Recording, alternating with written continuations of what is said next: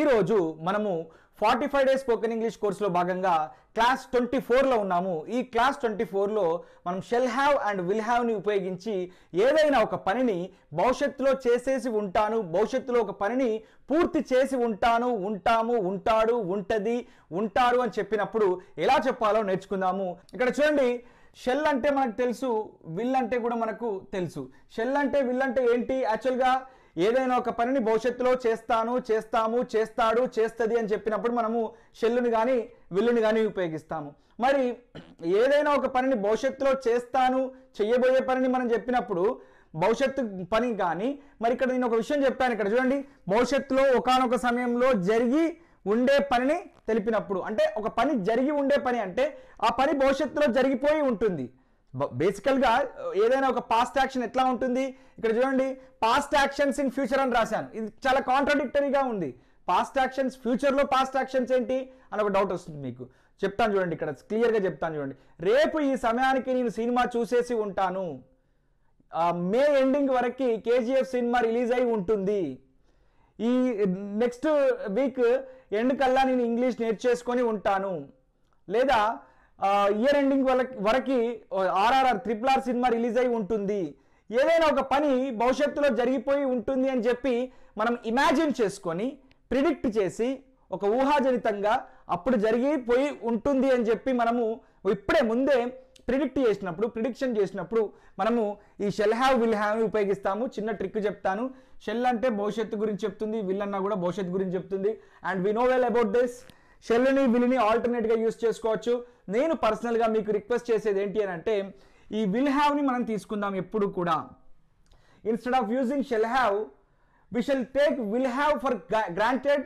And ఈ will హ్యావ్తోనే మనం సెంటెన్సెస్ని ఫ్రేమ్ చేయడానికి మనం ప్రయత్నిద్దాము. ఎందుకనంటే విల్ హ్యావ్తోని కొలాక్యువల్ లాంగ్వేజ్ అంటే వాడుక భాషలో మాట్లాడినప్పుడు కానీ, రిటర్న్ టెక్స్ట్లో రాసినప్పుడు కానీ, చదివినప్పుడు కానీ మనం ఈ విల్ హ్యావ్ని మనం ఈజీగా గుర్తుపట్టవచ్చు, మాట్లాడవచ్చు, ఈజీగా ఉంటుంది. కాబట్టి మనం ఈ విల్ హ్యావ్నే తీసుకుందాము. మీకు తెలుసు, హ్యావ్ వచ్చినప్పుడు వర్బ్ ఏ ఫామ్లో రావాలి? పాస్ట్ పార్టిసిపుల్ ఫామ్లో రావాలి. పాస్ట్ పార్టిసిపుల్ ఫామ్ అంటే ఏంటి? For example, past participle form అంటే జరిగిపోయింది. గాన్, టేకెన్, సీన్, ఏదైనా ఒక పని జరిగిపోయి ఉంటుంది. టేకెన్ అంటే తీసుకొని ఉండుట, గాన్ అంటే వెళ్ళటము, సీన్ అంటే చూడటము, ఆ పని జరిగిపోయి ఉంటుంది. మరి షెల్ విల్ అంటే భవిష్యత్తు గురించి చెప్తుంది. హ్యావ్ దేని గురించి చెప్తుంది? ఒక పని జరిగిపోయి ఉంటుంది. అంటే భవిష్యత్తులో ఒక పని జరిగిపోయి ఉంటుంది అని చెప్పినప్పుడు మనం ఇలా షెల్ హ్యావ్ విల్ హ్యావ్ని తీసుకుంటాము. నేను పర్సనల్గా మీకు రికమెండ్ చేసేది ఏంటి అని అంటే, ఐవీకి షెల్ హ్యావ్ తీసుకుంటాము, యూ దే హీ షీట్కి విల్ హ్యావ్ తీసుకుంటాము. సో ఇక్కడ మనకు షెల్ హ్యావ్ విల్ హ్యావ్ ఉన్నప్పటికీ కూడా నేను మీకు పర్సనల్గా రికమెండ్ చేసేది ఏంటి అని అంటే, కొలాక్యువల్ లాంగ్వేజ్లో వాడుక భాషలో ఎక్కువగా మనం విల్ హ్యావ్నే చూస్తాం కాబట్టి, విల్తోనే ఎక్కువగా సెంటెన్సెస్ని ఫ్రేమ్ చేస్తాము, మాట్లాడతాం కాబట్టి ఈ IV you they he sheet ఉన్నప్పుడు మొత్తం కూడా మీరు విల్ హ్యావ్తోనే చెప్పండి. Leave this shall have, but idea కోసం మాత్రం షెల్ హ్యావ్ యూజ్ చేయండి. And mostly we don't use this helping verb shall have and will have during hour conversation in our day to day life. అంటే మన రోజువారీ జీవితంలో వీటిని మనం రెగ్యులర్గా యూజ్ చేయము. బట్ తెలుసుకుంటే రేపు ఏదైనా న్యూస్ పేపర్ కానీ, మ్యాగజైన్ కానీ, రిటర్న్ టెక్స్ట్ కానీ, నావెల్స్ కానీ, ఎక్కడైనా ఎవరైనా మాట్లాడుతున్నప్పుడు కానీ, మనం విన్నప్పుడు కానీ, చదువుతున్నప్పుడు కానీ దీని గురించి ఒక ఐడియా ఉంటే, ఓహో ఇది ఈ సందర్భమా అని మనకు అర్థమైపోతుంది అన్నట్టు. సో షెల్ విల్ అంటే భవిష్యత్తు, హ్యావ్ అంటే కంప్లీట్ అయిపోయింది. To express an action that will already have happened at some point of time in the future అంటే ఫ్యూచర్లో ఒక సమ్ పాయింట్ ఆఫ్ టైంలో ఆ పని జరిగిపోయి ఉంటుంది అని దాని అర్థం. దాని ఎగ్జాంపుల్స్ ఏంటో ఇప్పుడు ఇచ్చే ప్రయత్నం చేస్తాను. బట్ మీరు గుర్తుపెట్టుకోవాల్సింది, మనం హ్యావ్ ఫార్మ్స్ ఎక్కడ వచ్చినా కానీ జాగ్రత్తగా వినండి. Have, has, had, shall have, will have, should have, must have, may have, might have, could have, would have, ఎప్పుడైనా సరే హ్యావ్ తర్వాత వర్బ్ యూజ్ చేయాల్సి వస్తే పాస్ట్ పార్టిసిపుల్ ఫామ్లో యూజ్ చేయాలి. ఆ past participle form of the verb అంటే ఏంటో చెప్తాను, దాన్ని ఎలా యూజ్ చేయాలో కూడా ఇప్పుడు చెప్పే ప్రయత్నం చేస్తాను. దానికంటే ముందు మీరు గుర్తుపెట్టుకోవాల్సిన విషయం ఏంటంటే, షెల్కి నాట్ యాడ్ చేస్తే షాంట్ అంటాము, విల్కి నాట్ యాడ్ చేస్తే వోంట్ అంటాము. ఒకవేళ మనం షార్ట్ కట్లో కాకుండా డైరెక్ట్గా చెప్తే షెల్ నాట్ అంటాము, దీన్ని విల్ నాట్ అంటాము. అందుకనే షెల్ నాట్ హ్యావ్ అని చెప్పి పలకాలి, విల్ నాట్ హ్యావ్ అని చెప్పి పలకాలి. లేదా షార్ట్ కట్లో షాంట్ హ్యావ్ అని చెప్పాలి, వోంట్ హ్యావ్ అని చెప్పాలి. దీనికి కొన్ని కీవర్డ్స్ ఉంటాయి. By tomorrow, by next week, by the time అంటే బై ద టైమ్ అంటే by 5 o'clock I will have watched Vakeel Saab movie అంటే ఈరోజు 5 o'clockకి ఆ సినిమా నేను చూస్ చేసి ఉంటాను అని చెప్పాలనుకోండి, అంటే ఈవినింగ్ 5 o'clockకి. నేను ఇప్పుడు పొద్దున అనుకోండి, I will have watched Vakeel Saab movie by 5 o'clock in the evening అంటే ఈవినింగ్ 5 o'clock కల్లా నేను ఆ సినిమాను చూసేసి ఉంటాను. భవిష్యత్తులో ఆ పని పూర్తి చేసి ఉంటాను, ఆ పనిని మేము పూర్తి చేసి ఉంటాము, అతడు పూర్తి చేసి ఉంటాడు, ఆమె పూర్తి చేసి ఉంటుంది. ఒక పని భవిష్యత్తులో ఒకానొక సమయం వరకు అది పూర్తి చేయబడి ఉంటుంది అని చెప్పే సందర్భంలో మనము షెల్ హ్యావ్ని విల్ హ్యావ్ని ఉపయోగిస్తాము. ఈ కీవర్డ్స్ని యూజ్ చేస్తూ మనం చెప్తుంటాం బేసికల్గా. ఇప్పుడు దీన్ని ఇంకా క్లియర్గా ఎక్స్ప్లెయిన్ చేసే ప్రయత్నం చేస్తూ ఎగ్జాంపుల్స్ ఇస్తాను. భవిష్యత్తులో ఒక పనిని చేసేసి ఉంటాను, ఉంటాము, ఉంటారు అని చెప్పినప్పుడు యూజ్ చేస్తారు ఈ షెల్ హ్యావ్ విల్ హ్యావ్ అని చెప్పాను కదా. ఇప్పుడు చూడండి, I we you they he she it ఏ సబ్జెక్ట్ ప్రొనౌన్ మీరు తీసుకున్నా నేను మీకు రికమెండ్ చేసేది ఏంటి అంటే విల్ హ్యావ్ని యూజ్ చేయండి ఇన్స్టెడ్ ఆఫ్ షెల్ హ్యావ్. ఎందుకంటే ఇది కొంచెం మెలోడియస్గా ఉంటుంది and most frequently we find this in our conversations అన్నట్టు. మనం మాట్లాడుతున్నప్పుడు మన సంభాషణలో ఈ విల్ హ్యావ్ అనేది రెగ్యులర్గా మనము వినిపిస్తుంటుంది, మనకు దాన్ని అనుభవపూర్వకంలో మనకు వస్తుంది కాబట్టి విల్ హ్యావ్నే తీసుకుందాము. I will have watched a movie by the end of this week అంటే ఈ వారం చివరికల్లా నేను ఒక సినిమా చూసేసి ఉంటాను. అంటే ఒక యాక్షన్ అనేది పాస్ట్ యాక్షన్ అనేది ఫ్యూచర్లో పని జరిగిపోయి ఉంటుంది, భవిష్యత్తులో ఒక పని ఆల్రెడీ చేసేసి ఉంటాను అని చెప్పినప్పుడు మనము ఈ షెల్ హ్యావ్ విల్ హ్యావ్ని తీసుకుంటున్నాము. And my recommendation is to take will have.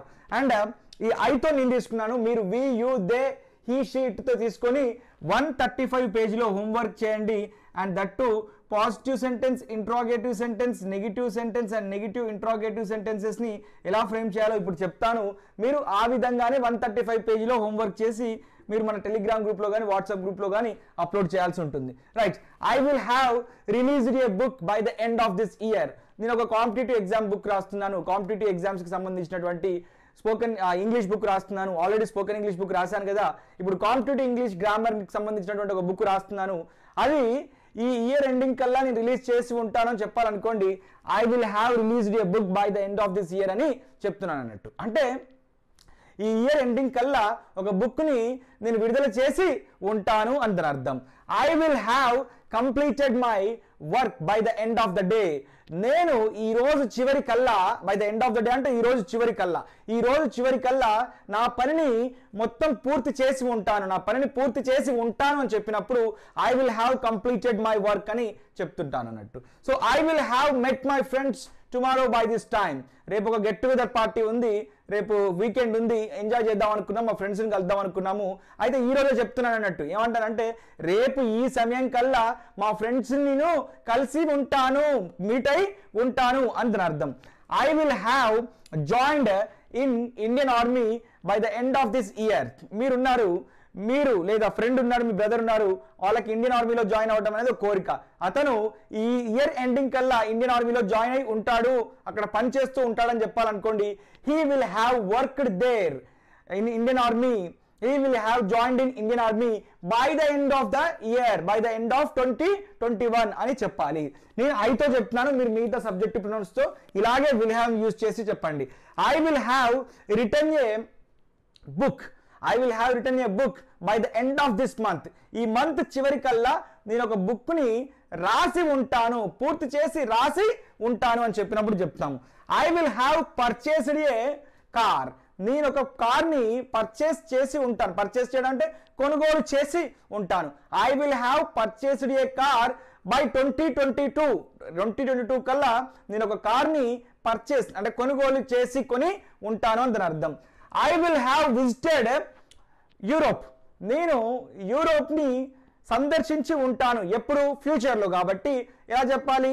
By 2022 I will have visited all the countries of Europe. అంటే యూరోప్లో ఉన్న అన్ని దేశాలను నేను 2022 కల్లా చూసి ఉంటాను, సందర్శించి ఉంటాను అని దాని అర్థం. I will have attended a national level seminar on behalf of Vashishtha 360. Vashishtha 360 తరపున నేను ఒక నేషనల్ లెవెల్ సెమినార్, సింఫోషియాను, ఒక సెమినార్కి, వర్క్షాప్కి అటెండ్ అయ్యి హాజరై ఉంటాను by the end of this week అని చెప్తుంటాం అన్నట్టు. అన్నీ కూడా ఫ్యూచర్లోనే జరుగుతున్నాయి కాబట్టి బై అని, బై ద ఎండ్ ఆఫ్ అని, బై నెక్స్ట్ అని, బై నెక్స్ట్ మంత్ అని, బై నెక్స్ట్ వీక్ అని, బై నెక్స్ట్ ఇయర్ అని ఈ రకంగా చెప్తుంటాం అన్నట్టు. I will have reached my goals by the end of this year. ఈ ఇయర్ ఎండింగ్ కల్లా నా గోల్స్ అని నేను చేరుకొని ఉంటాను, రీచ్ అయి ఉంటాను అని అర్థం. I will have gone to Tirupati tomorrow. రేపు tomorrow by this time I will have gone to Tirupati. రేపు ఈ సమయానికి నేను తిరుపతికి వెళ్ళి ఉంటాను అని అర్థం. అంటే అక్కడికి రీచ్ అయి ఉంటానని చెప్పడానికి I will have reach to Tirupati.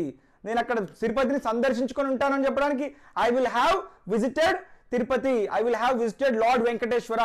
అంటే సందర్శించుకొని ఉంటాను అని చెప్పినప్పుడు సందర్శించడాన్ని మనం విజిటెడ్ అంటాం కాబట్టి అలా చెప్తుంటాం అన్నట్టు. ఇప్పుడు ఈ షెల్ హ్యావ్ని విల్ హ్యావ్ని యూజ్ చేసి మనం ఇక్కడ విల్ హ్యావ్నే తీసుకుందాము, షెల్ హ్యావ్ని పక్కన పెట్టేద్దాము.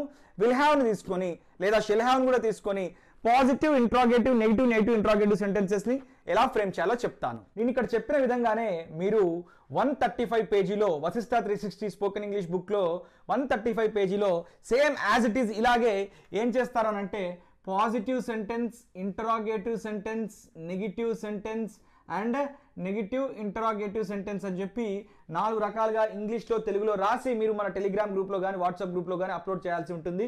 ఇప్పుడు ఆ ఎగ్జాంపుల్స్ని ఎట్లా రాయాలో చెప్తాను. చాలా సింపుల్గా ఉంటుంది, చాలా క్లియర్గా చెప్తాను. కాకపోతే శ్రద్ధగా వింటే ఈజీగా అర్థమవుతుంది. We shall have completed the course. అంటే ఈ కోర్స్ 45 డేస్ ఇంగ్లీష్ కోర్స్ ఉంది కదా. We shall have completed 45 days spoken English course by the end of this month. అంటే ఈ మంత్ చివరికల్లా, ఈ నెల చివరికల్లా మన 45 డేస్ స్పోకెన్ ఇంగ్లీష్ కోర్సు పూర్తి చేసి ఉంటాము. మనము ఈ పూర్తి అయి ఉంటుంది, పూర్తి చేసి ఉంటాము అని చెప్పినప్పుడు ఇలా చెప్తుంటాం అన్నట్టు. అయితే ఒక విషయం గుర్తుపెట్టుకోండి, ఇక్కడ ఉన్నటువంటి హెల్పింగ్ వర్బ్లో మనకు 2 పదాలు ఉన్నాయి.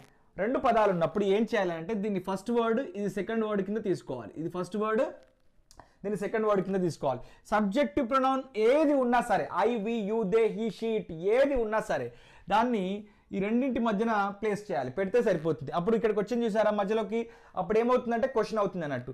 We shall have completed the course by the end of this month అంటే ఈ మంత్ చివరికల్లా మన కోర్సును పూర్తి చేసి ఉంటాము అని దాని అర్థం. Shell we have completed the course by the end of this month అంటే ఇప్పుడు క్వశ్చన్ అడుగుతున్నాం అన్నట్టు.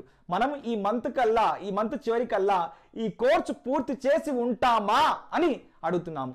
లేదు, ఈ మంత్ చివరికల్లా మనం ఈ కోర్సును పూర్తి చేసి ఉండము అని చెప్పాలనుకోండి, ఈ షెల్కి నాట్ యాడ్ చేస్తే ఎప్పుడైనా సరే ఫస్ట్ వర్డ్కి నాట్ యాడ్ చేయాలి. మనం ఈ షెల్కి నాట్ యాడ్ చేసి చెప్తే సరిపోతుంది. ఇప్పుడు ఈ హెల్పింగ్ వర్డ్ మొత్తంలో కూడా మనకు ఇది ఫస్ట్ వర్డ్ అయిపోయింది, ఇది సెకండ్ వర్డ్ అయిపోయింది. కాబట్టి ఇది ఫస్ట్ వర్డ్ కింద తీసుకోవాలి, ఇది సెకండ్ వర్డ్ కింద తీసుకోవాలి. ఇప్పుడు సబ్జెక్టివ్ ప్రొనౌన్స్ ఏది ఉన్నా దాన్ని తీసుకొచ్చి మధ్యలో పెడితే ఈ రకంగా మధ్యలోకి వచ్చేస్తుంది. అప్పుడు ఏమవుతుంది, shall we not have completed the course అంటే మనము ఈ 45 రోజుల కోర్సుని ఈ మంత్ చివరికల్లా పూర్తి చేసి ఉండమా అని అర్థం. మనము ఈ 45 రోజుల కోర్సుని పూర్తి చేసి ఉండము అని చెప్పడానికేమో షెల్ నాట్ హ్యావ్ అని చెప్పి చెప్తున్నాము. ఒకవేళ ఉండమా అని అడిగినప్పుడు shall we not have completed the course అని చెప్తున్నాం అన్నట్టు. ఇంకొక ఎగ్జాంపుల్ తీసుకుంటున్నాను. He will have achieved his goals by next year. Next year కల్లా అతను తన గోల్స్ని, తన లక్ష్యాలను చేరుకొని ఉంటాడు. రీచ్డ్ ఆర్ అచీవ్డ్, సాధించి ఉంటాడు. అంటే నెక్స్ట్ ఇయర్ కల్లా అతని గోల్స్ని అతను సాధించి ఉంటాడు అని చెప్పినప్పుడు హీ విల్ హ్యావ్ అచీవ్డ్. చూడండి ఇక్కడ హ్యావ్ తర్వాత వర్బ్ మనం పాస్ట్ పార్టిసిపుల్ ఫామ్లో యూజ్ చేస్తున్నాం. ఇక్కడ కూడా వర్బ్ని పాస్ట్ పార్టిసిపుల్ ఫామ్లో ఉపయోగిస్తున్నాం.